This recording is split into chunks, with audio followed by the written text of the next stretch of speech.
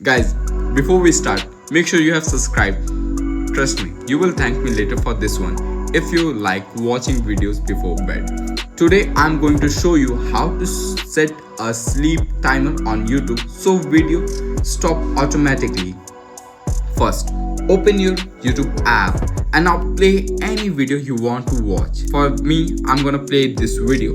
मैंने Now, you will have to just go to the setting menu on the top corner, and now just search for the option called sleep timer option. For me, I can see the sleep timer option in the more menu.